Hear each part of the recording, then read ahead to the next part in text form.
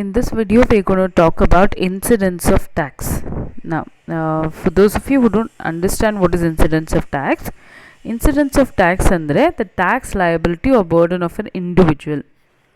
ಪ್ರತಿಯೊಬ್ಬ ವ್ಯಕ್ತಿಯ tax liability ಏನಿರುತ್ತೆ ಅದನ್ನು ನಾವು ಇನ್ಸಿಡೆನ್ಸ್ ಆಫ್ ಟ್ಯಾಕ್ಸ್ ಅಂತೀವಿ. ಇದು ಡಿಪೆಂಡ್ ಆಗೋದು ಅವ್ರ ರೆಸಿಡೆನ್ಷಿಯಲ್ ಸ್ಟೇಟಸ್ ಮೇಲೆ.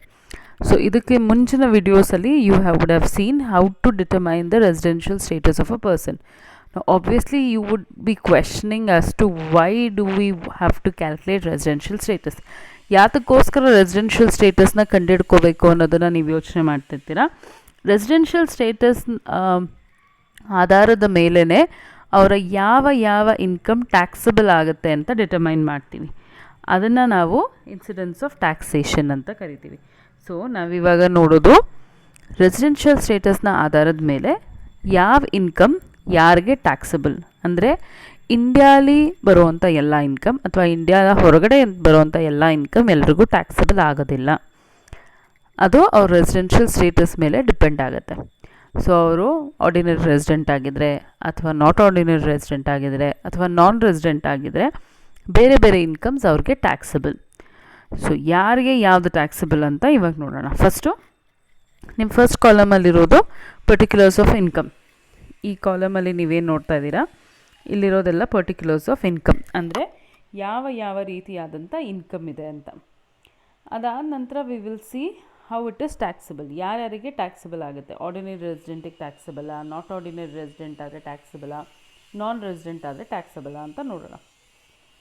First one, income earned or deemed to be earned in India, okay, irrespective of the place of the receipt. ಅಂದರೆ ಯಾವುದೇ ಒಂದು ಇನ್ಕಮ್ ಇಂಡಿಯಾಲಿ ಅರ್ನ್ ಮಾಡಿದರೆ, ಅಂದರೆ ಇಂಡಿಯಾಲಿ ಅರೈಸ್ ಆದರೆ, ಇಂಡಿಯಾಲಿ ದುಡಿದಿದ್ರೆ, ಅಥವಾ deem to be earned in India, ಇಂಡಿಯಾಲಿ ಅರ್ನ್ ಆಗಿದೆ ಅಂತ ಎಕ್ಸ್ಪೆಕ್ಟ್ ಮಾಡಿದ್ರೆ, ನೀವು ಡೀಮ್ ಮಾಡ್ಕೊಂಡಿದ್ರೆ, then such an income irrespective of the place of the receipt, ಅಂದರೆ ನೀವು ಈ ಇನ್ಕಮ್ನ ಎಲ್ಲಿ ಬೇಕಾದ್ರೂ ರಿಸೀವ್ ಮಾಡ್ಕೊಳ್ಳಿ, all over the world, it does not matter, that would be taxable for all kinds of assessees. ಎಲ್ಲ ಅಸೆಸೀಸ್ಗೂ ಇದು taxable. So any income earned in India is taxable for all kinds of assessees. Okay, ಅದು ಇಂಡಿಯಾಲೇ receive ಮಾಡ್ಕೊಂಡಿರ್ಬೋದು ನೀವು, ಅಥವಾ ಇಂಡಿಯಾದಿಂದ ಹೊರಗಡೆ ಬೇಕಾದರೂ receive ಮಾಡ್ಕೊಂಡಿರ್ಬೋದು. ಅಂದರೆ say for example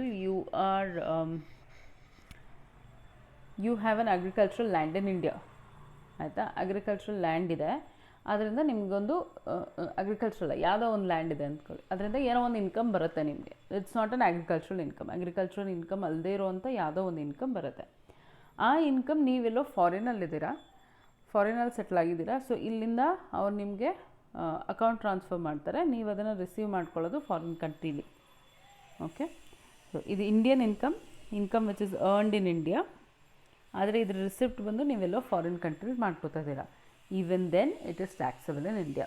so remember, Indian income ಅಂದರೆ income which is earned in India is always taxable irrespective of the place of the receipt. ನೀವು ಈ ಇಂಡಿಯನ್ ಇನ್ಕಮ್ನ ಎಲ್ಲಿ ಬೇಕಾದರೂ ರಿಸೀವ್ ಮಾಡಿ, it becomes taxable for all kinds of assessees. Okay, next, any income received or deemed to be received in India irrespective of the place of the accrual. ಅದೇ ರೀತಿ ಯಾವುದಾದ್ರೂ income ಇಂಡಿಯಾಲಿ receive ಆದರೆ, ಅದನ್ನು ನೀವೆಲ್ಲಾದರೂ ಪ್ರಪಂಚದ ಯಾವುದೇ ಮೂಲೆಯಲ್ಲಾದರೂ ಅರ್ನ್ ಮಾಡಿರಿ, ಆದರೆ ಇಂಡಿಯಾಲಿ ಅದನ್ನು ರಿಸೀವ್ ಮಾಡಿದ್ರೂ ಕೂಡ it is taxable for all kinds of assessees. So ಇವೆರಡರಿಂದ ನಿಮ್ಗೇನು ಗೊತ್ತಾಗುತ್ತೆ, ಎರಡು ರೀತಿಯಾದಂಥ ಇನ್ಕಮ್, ಅಂದರೆ ಇಂಡಿಯನ್ ಇನ್ಕಮ್, ಇಂಡಿಯಾಲಿ ಅರ್ನ್ ಮಾಡಿರೋ ಇನ್ಕಮ್ ಆಗಿರ್ಬೋದು, ಅಥವಾ ಇಂಡಿಯಾಲಿ ರಿಸೀವ್ ಮಾಡಿರುವಂಥ ಇನ್ಕಮ್ ಆದರೂ ಆಗಿರ್ಬೋದು, ಇವೆರಡೂ taxable for all kinds of assessees. So remember, any income earned in India received anywhere in the world, or any income received in India earned anywhere in the world, ಎರಡೂ ಕೂಡ ಎಲ್ಲ ರೀತಿಯಾದಂಥ ಅಸೆಸೀಸ್ಗೆ taxable ಆಗುತ್ತೆ. Then any income from business set up outside India but being controlled from India. ಅಂದರೆ if you have a business which is run outside India but controlled from India, ಅಂದರೆ head office ಇಂಡಿಯಾಲಿರುತ್ತೆ, ನಿಮ್ಮ branches ಬೇರೆ ಬೇರೆ ಕಡೆ ಇರುತ್ತೆ, ಬೇರೆ ದೇಶಗಳಲ್ಲಿರುತ್ತೆ, even then it is taxable for both residents, ಅಂದರೆ ಆರ್ಡಿನರಿ ರೆಸಿಡೆಂಟ್ ನಾಟ್ ಆರ್ಡಿನರಿ ರೆಸಿಡೆಂಟ್ಗೆ ಟ್ಯಾಕ್ಸಬಲ್, ನಾನ್ ರೆಸಿಡೆಂಟಿಗೆ ಮಾತ್ರ ಇದು ನಾಟ್ ಟ್ಯಾಕ್ಸಬಲ್. ಯಾವ income? Income which is earn from businesses run outside India but been controlled from India. ಅಂದರೆ business ಹೊರಗಡೆ ಇರುತ್ತೆ, ಹೊರಗಿನ ದೇಶಗಳಲ್ಲಿರುತ್ತೆ, ಬಟ್ ಅದರ ಹೆಡ್ ಆಫೀಸ್ ಬಂದು ಇಂಡಿಯಾಲಿರುತ್ತೆ. ಇಂಥ ಇನ್ಕಮ್ ರೆಸಿಡೆನ್ಸು ಅಂದರೆ ಆರ್ಡಿನರಿ ಮತ್ತು ನಾಟ್ ಆರ್ಡಿನರಿ ರೆಸಿಡೆನ್ಸ್ಗೆ ಟ್ಯಾಕ್ಸಬಲ್, ನಾನ್ ರೆಸಿಡೆಂಟ್ಗೆ not taxable. Okay, next one, income earn any other income earn and received outside India. ನೀವು ಇಂಡಿಯಾದ ಹೊರಗಡೆ ನೀವು ಯಾವುದಾದ್ರೂ ಇನ್ಕಮ್ ಅರ್ನ್ ಮಾಡಿ ರಿಸೀವ್ ಮಾಡಿದರೆ, ಅಂದರೆ ಇಂಡಿಯಾಕ್ಕೆ ಸಂಬಂಧಪಟ್ಟಂಗೆ ಎಲ್ಲ ಯಾವುದಾದ್ರೂ ಫಾರಿನ್ ಕಂಟ್ರೀಲಿ ನೀವು ಯಾವುದಾದ್ರೂ ಇನ್ಕಮ್ ಅರ್ನ್ ಮಾಡಿ ಅಲ್ಲೇ ರಿಸೀವ್ ಮಾಡಿದ್ದೀರಾ. Say you are working elsewhere, ನೀವು ಯಾವುದೋ ಫಾರಿನ್ ಕಂಟ್ರಿಗೆ ಹೋಗಿ ಕೆಲಸ ಮಾಡ್ತೀರಾ, ಅಲ್ಲೇ ಇನ್ಕಮ್ ಬರುತ್ತೆ, ಅಲ್ಲೇ ರಿಸೀವ್ ಮಾಡ್ತೀರಾ. Okay, then it is taxable only for ordinary residents. Not ordinary ರೆಸಿಡೆಂಟ್ಸ್ಗೆ ಮತ್ತು ನಾನ್ ರೆಸಿಡೆಂಟ್ಸ್ಗೆ ಇದು ಟ್ಯಾಕ್ಸಬಲ್ ಆಗಲ್ಲ. ಸೊ ಆರ್ಡಿನರಿ ರೆಸಿಡೆನ್ಸಿಗೆ ಮಾತ್ರ ಇದು ಟ್ಯಾಕ್ಸಬಲ್ ಆಗುತ್ತೆ. Even if you are earning a foreign income, receiving an income outside India, ಎರಡೂ ಆದರೂ ಕೂಡ ನೀವೆಲ್ಲೋ ಫಾರಿನಲ್ಲಿ ಕೆಲಸ ಮಾಡ್ತೀರಾ, ಅಲ್ಲೇ ಸಂಬಳ ತೊಗೋತೀರಾ ಅಂದರೂ ಸಹ ಆರ್ಡಿನರಿ ರೆಸಿಡೆಂಟ್ ಆಗಿದ್ದರೆ ನೀವು ಇಂಡಿಯಾಲಿ ಟ್ಯಾಕ್ಸ್ ಕಟ್ಟಬೇಕಾಗುತ್ತೆ. ಮಿಕ್ಕಿರೋ ಇಬ್ಬರಿಗೆ ಟ್ಯಾಕ್ಸ್ ಕಟ್ಟೋಷ್ಟು ಇರಲ್ಲ. Then any past untaxed foreign income brought in to India during the previous year. ನೀವು ಇದಕ್ಕೆ ಹಿಂದಿನ ವರ್ಷಗಳಲ್ಲಿ ಯಾವಾಗಲೂ ಟ್ಯಾಕ್ಸ್ ಕಟ್ತೀರಾ, ಇಂಡಿಯಾಲಿ ಟ್ಯಾಕ್ಸ್ ಕಟ್ತೀರಾ, ಆ ಫಾರಿನ್ ಇನ್ಕಮ್ ಏನಾದರೂ ನೀವು ಇಂಡಿಯಾಗೆ ತೊಗೊಂಡು ಬಂದರೆ ಪ್ರೀವಿಯಸ್ ಇಯರಲ್ಲಿ, it is not taxable in the hands of any kinds of assessees. ಯಾರಿಗೂ ಕೂಡ ಇದು ಟ್ಯಾಕ್ಸಬಲ್ ಅಲ್ಲ. ಓಕೆ, ಪಾಸ್ಟ್ ಈ ವರ್ಷದಲ್ಲ, ಹಿಂದಿನ ವರ್ಷದ ಅನ್ಟ್ಯಾಕ್ಸ್ ಫಾರಿನ್ ಇನ್ಕಮ್ಸ್ ಏನಾದರೂ ಇಂಡಿಯಾಗೆ ತೊಗೊಂಡು ಬಂದರೆ that is not taxable in the hands of all kinds of assessees. Now these problems are very important, so you should understand the theory, then only you will be able to solve the problems. ಈ ಎರಡೂ problems, residential status determine ಮಾಡೋದು ಮತ್ತು incidence of tax, ಎರಡೂ problem section B ಕೇಳ್ತಾರೆ. So you have to learn them properly. Okay, so ಇನ್ನೊಂದು ಸಾರಿ ನೋಡ್ಕೊಳ್ಳಿ. Income earned or deemed to be earned in India, received outside India, taxable for everybody. Income received in India, earned anywhere in the world, taxable for everyone. Income from business set up outside India but controlled from India, taxable only for ordinary and not ordinary resident. Non-resident ke taxable alla. Any other income earned and received outside India, taxable only for ordinary resident. Innibrik taxable alla. Past untaxed foreign incomes brought into India during the previous year, yargo taxable alla. Okay, remember these.